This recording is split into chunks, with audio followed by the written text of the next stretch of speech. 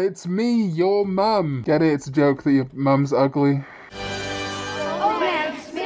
Yeah, the shops have finally started stocking costumes, but they're not exactly good. Anyway, one of the things I've always admired about Digimon is its willingness to explore darkness and tragedy. And with Digimon Ghost Game currently airing, I'm definitely not recording this before Digimon Ghost Game came out. I know everything about episodes 1 and 2 and 3 and Spooktober in full force. I thought it was time to explore the ultimate fright. Death. Keep it light, Khan. Bloody hell. And list my top 10 saddest deaths in Digimon. It's come, Spooktober Spectacular 2! Some nice friends you got there, YouTube. Yes, welcome back to Khan Spooktober Spectacular. Make sure to hit those like and subscribe buttons or the skeleton inside you will break out and claim your mortal soul. What is wrong with me today? And be warned that this video has spoilers for Digimon Adventure 02, 2020 Tamers, Frontier, Savers, and Last Evolution Kizuna. And let's start with number 10. Number 10 is Koichi from Digimon Frontier, and while he does turn out to be alive in the human world at the end, it's still intense to see a Digimon tamer / protagonist sacrifice themselves. So this moment in Digimon Frontier where Koichi does exactly that and gives up his darkness spirits to help defeat Lucemon really hits home. Human death in general is a little rarer in this franchise, although not totally rare, so when it does happen I think it feels all the more impactful, especially when you consider that early in the season Koichi took quite the fall. Oh no!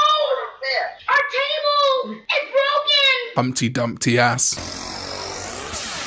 In at number 9 is the deaths of Chumon and Piximon. And while everyone talks about certain other deaths in Digimon Adventure, I still always think back to the sacrifices of Chumon and Piximon so that the Digidestined could reach Spiral Mountain. If it wasn't enough to see Chumon get fucking Dobby the House Elf by Piedmon to protect Mimi and then die in her arms, Piximon then nuke sacrifices itself to give the kids their shot at Spiral Mountain. It really upped the stakes of the season for me and was shocking if only to see Chumon impaled like that.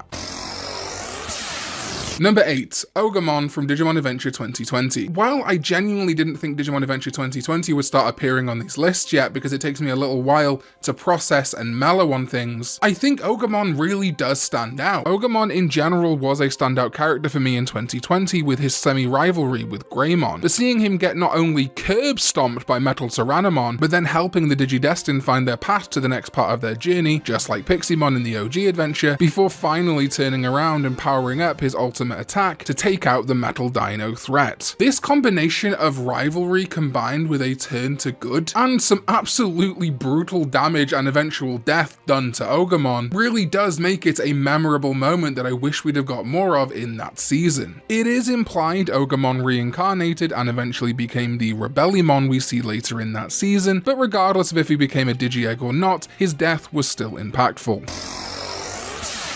Number 7, Arukenimon and Mummymon, my favourite comedic foils in the history of the Digimon franchise, the Bulk and Skull or Jesse and James of Digimon Adventure 02. And while they were a pain in the ass for the 02 Digidestined, I don't think I had more fun than when these two were on screen, which makes it all the more depressing that their time was cut short so brutally by Malomyotismon after they finally opened the gate to the world of dreams. It was a savage display of Malomyotismon's power to see him chomp Arukenimon to death, taunting the grieving, sobbing Mummymon that he gave her the death she wanted because she was a woman, and that she wanted no suffering, before using his blood to melt Mummymon to vapor. Truly a badass, cruel moment to establish Malomyotismon as a greater threat, and to send off 2 season-long antagonists in a truly horrific way.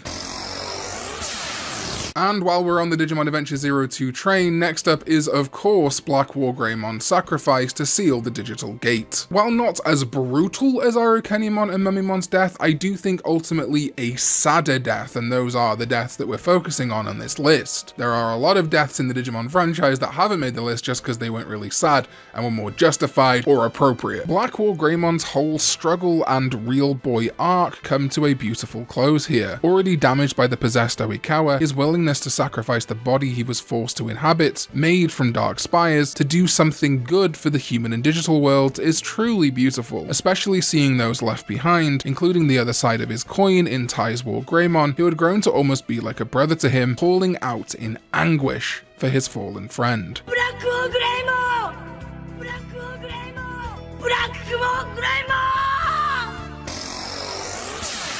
Next up is Bancho Leomon, and like I said at the start of the video, big spoilers for Digimon Savers here, because Bancho Leomon is also Masaru's father, Suguru, because Bancho Leomon freed Suguru's soul from Yggdrasil's imprisonment, leaving just behind a body for Yggdrasil to possess. So Bancho Leomon was both himself and Masaru's father in this moment. The father Masaru had waited so long to find, which of course meant in episode 46 of Digimon Savers, the two of them sacrificed themselves to defeat Yggdrasil at the hand of Suguru's son's partner Digimon. An incredibly tragic moment, which maybe because it's major spoilers or maybe it's because Savers is massively underrated, is barely mentioned I think when lists go out of like the saddest moments in Digimon, but it's a real tearjerker, especially just like War Greymon with Masaru's cries, but this time of Tosan.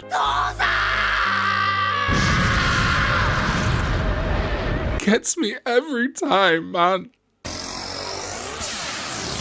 These last four were really tough. It's almost impossible to accurately rank the fandom's saddest deaths, so I ultimately had to put them in the order that I personally feel saddest about, and that is why number 4 is Wizardmon's death from Digimon Adventure. A character I think that stands out as riding that line of good and evil, a minion of Myotismon, but in actuality a dear friend to Gatomon, willing to work for evil to protect her in return for saving his life. This is what I think makes Wizardmon's death so poignant, but also probably the more predictable of the deaths on the list. He owed a life debt to Gatomon and was more than willing to repay that debt when Gatomon's life was in danger. A full circle moment, the borrowed time he wouldn't have gotten without Gatomon's help, meaning not only saving Gatomon's life, but the eventual defeat of Myotismon and the saving of the human and digital worlds. But it is also kind of shocking. The build up to it actually happening is a lot quicker than some of the other deaths on this list, so I can see why his death really stuck with people. Lying there as the pain takes over him and finally fading away as tears fill Kari's throat is just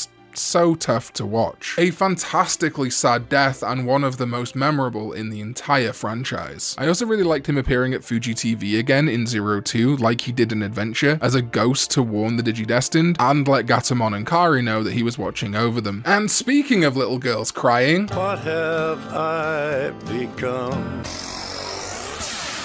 The bronze medal of this video goes to Leomon's death in Tamers. I know some of you are probably going to be angry that this isn't number 2 or number 1, but again, this is my personal listing, but this death is just brutal. We've had partners die before like Wormmon, who almost made this list, but he came back quick enough for the pain not to sting too much, but Leomon is just an outright no-holds-barred slaying. She is the Slayer. The battle with Beelzemon was already fever pitch enough with him knocking back Growlmon and Cubimon, but for it to end with Leomon one-upping him before Beelzemon crossed such a despicable line, truly cementing him as a threat to the Tamers, but then that punch through his stomach and the tortured cries from Leomon are so drawn out it's genuinely hard to watch. Leomon's death also has a rare occasion where I actually really like a line that the dub added. Be brave, Jerry. Part of me will always be with you. Remember, you have a lion's heart. Which is a little cheesy, but I think does really help sell the moment and bring those tears to the audience's eyes over Leomon's death. In the sub, he instead says a callback to his recurring lines about fate throughout the series, which is still a really good line, and I do really like the subtlety and payoff of that line, so it's really a whichever you prefer kind of situation there. This moment also leads to Takato's rage causing Megidramon to appear, and Jerry's grief leading to her D-Reaper replacement, 2 huge parts of that season. But at least Jerry got to be with her partner for a little bit, unlike our number 2, because Yeah, we're back to Digimon Adventure 02 for the last human and penultimate death on this list, Yukio Oikawa. Though, as I say, this is of course my personal opinion, and you may think that Wizardmon or Leomon rank higher than Oikawa, but for me, he had to be number 2. And that's the beauty of opinion. It's subjective, I always say that in the comments. The entire story of Oikawa is absolutely heartbreaking. From a lonely boy to finding a friend, to being forced not to see that friend, but keeping their dream of the digital world alive, to eventually losing his childhood best friend, and being consumed by grief. Fast forwarding to the endgame of 02, after the possessed Oikawa kidnapped children and implanted dark spores in them. It seemed impossible you could feel sad for his death, but lo and behold, when Myotismon reveals the truth and separates from Oikawa's body, and the man realizes everything he'd done and been forced to do, you really do sympathize with him despite it all. And him being left almost lifeless without Myotismon's energy also hits home. But the final twist of the knife is Oikawa almost getting everything he desired, crossing over to the digital world and getting his own partner Digimon, Digimon, but at the last minute being too weak and using the power of dreams to make his body and soul repair the digital world, is one of the most heartbreaking moments in the entire Digimon franchise. Just look at Digmon's little face.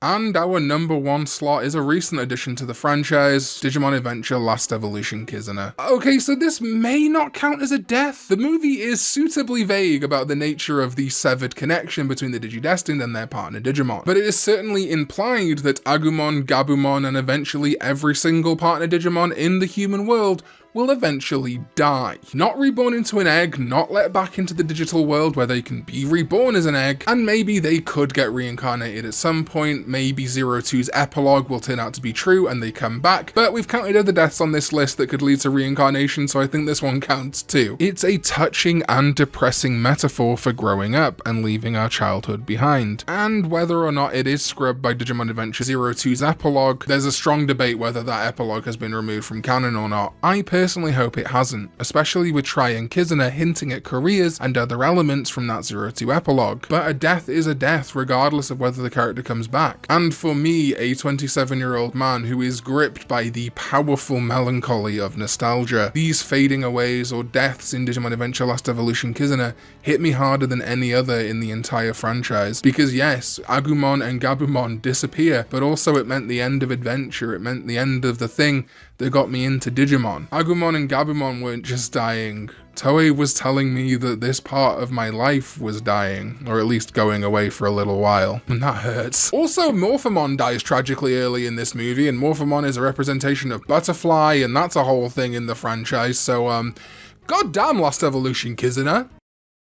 Well, that's the video. Thank you so much for watching another Spooktober video, guys. I hope you enjoyed it. Do, of course, let me know in the comments down below what your saddest deaths are. Do your top 10 or just your one saddest death? We're getting emotional in these comments today, guys. Also, let me know what other top 10s you'd like me to see. I do take precedence from Digidestined channel members, but always happy to hear what you guys want as ideas too. Once again, thank you for liking and subscribing if you got this far, and let's thank some channel members. My sovereign, Knight 12. I won't go into why Knight is still a sovereign. That's his own thing, but Jesus Christ, Knight, thank you so much. And if you get it all resolved, still thank you, even if it was just temporary. Super amazing that you became a sovereign in September, and yeah.